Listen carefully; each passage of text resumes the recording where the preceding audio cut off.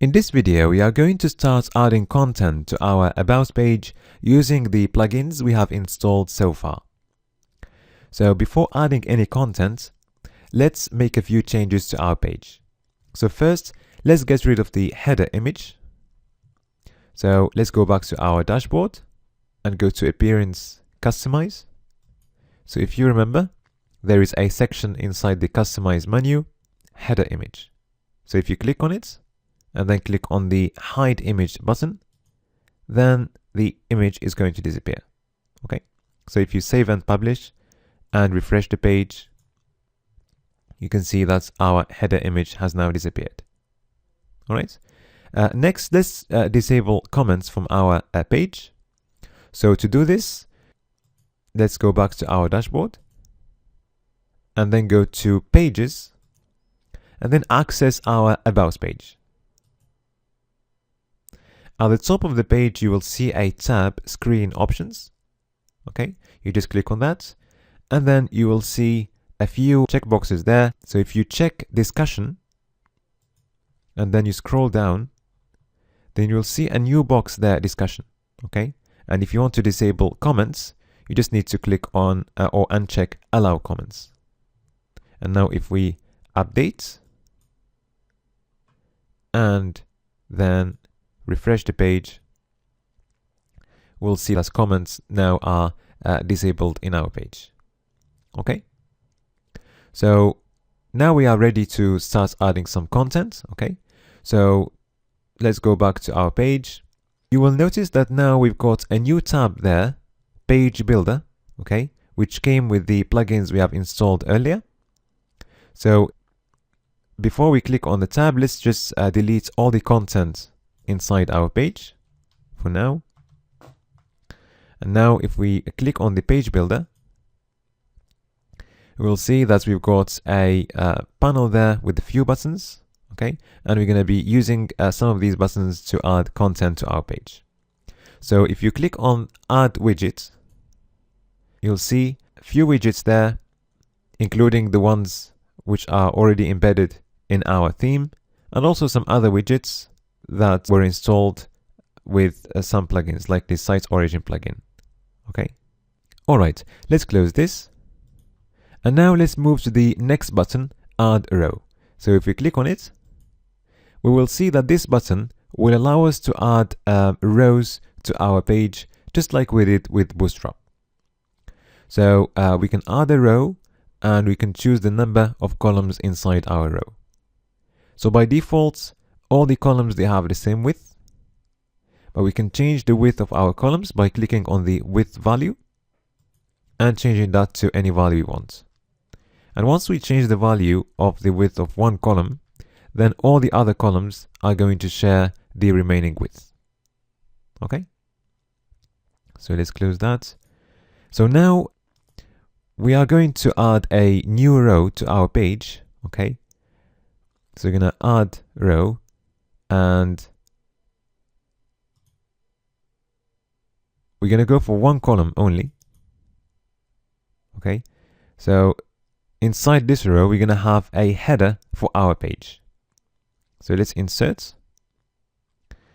Okay, so now we've got our row there, and if we click on it, we can add a widget to our row, and this time I'm going to choose the Visual Editor widget, okay, so that we can add some text to our row and other components. Okay, so inside our row now we've got the Visual Editor widget, and if we want to add content to the widgets, let's just click on Edit. All right, so now we can see a visual editor here. It's like a word processor. We can add text, we can add links, okay, and we can add other things like contact forms, Google Map, and so on. And you can always switch to the text version, okay, which is going to show some HTML code. So let's go back to the visual version. So if we write some text there, for example, this is some text, then we can style our text. So we can make it bold. We can also align it if we want to, okay? And if you click on the text tab, you will see the corresponding HTML code of our text, okay? And also, if we save and update, we can see the results on our page, okay? All right, so let's go back to the editor. So let's create a title or a header for our page. We make great websites. Okay, this is going to be headline, and let's add a subheadline saying that will take your business to the next level.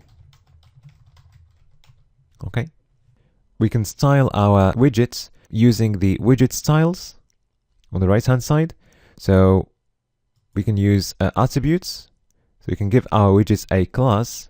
So for example, we can give it a class blue, okay? And we can then set some CSS styling for this class blue. So for example, we can set the background color to blue, okay? So we can also change the layout and add some padding.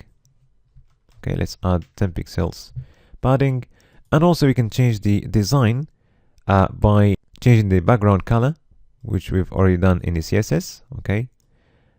Or choosing a background image. And also we can choose how we want to display our image, okay? So for now, let's just try the styling that we have so far and refresh our page once this has been processed. Okay, so now we can see our headline and our subheadline, and we can see the styling that we have chosen at the moment. Okay, so let's go back and change this styling. So let's click on edit, and let's go to the attributes, and let's just delete this CSS styling for now. Okay, let's keep the layout as it is, and let's change the design, and let's choose a background image. Okay, so let's choose an image. Let's pick up any image just to test. So I'm going to pick up this one. Okay, and then we can choose the way we want to display our image. Let's go for cover, for example. Okay, and we can choose a border color if we want to, and a font color as well. Okay, so if we click on done and then update the page and then refresh, so we can see our text and background image. At the moment, we only see parts of our background image as we're using the image as a cover. If we add more content, then we'll see a bigger part of our image. So for example, if we add some line breaks after the subheadline and we save,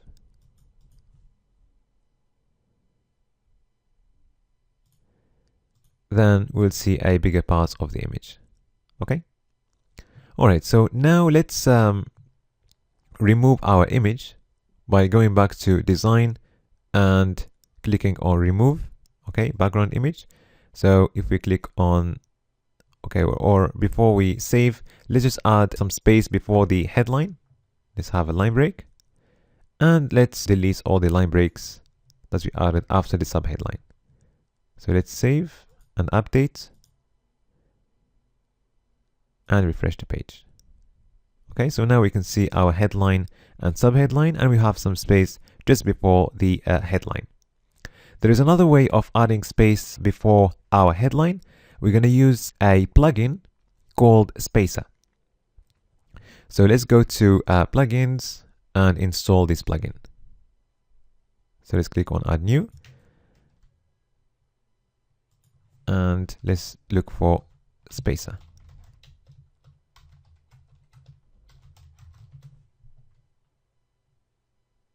Okay, so it's the first one here. If we click on install now, then let's activate our plugin. Okay, so now let's go back to our page.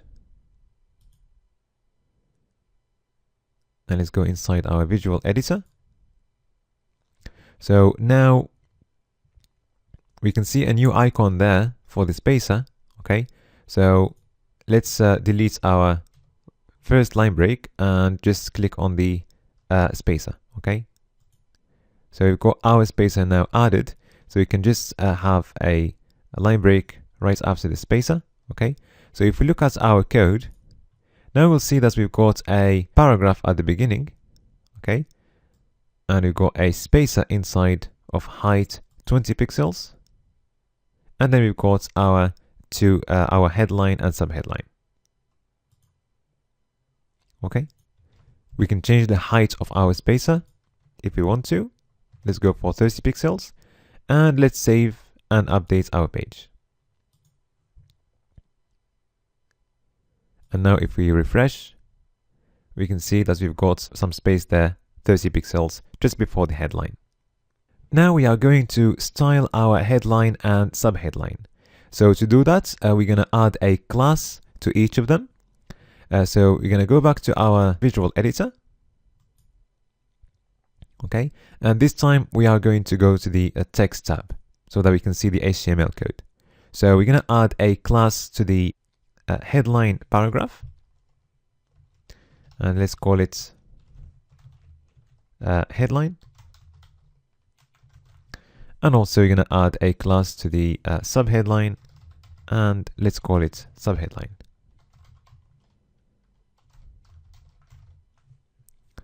Okay. So there is one way of adding styling to these elements that we have covered earlier.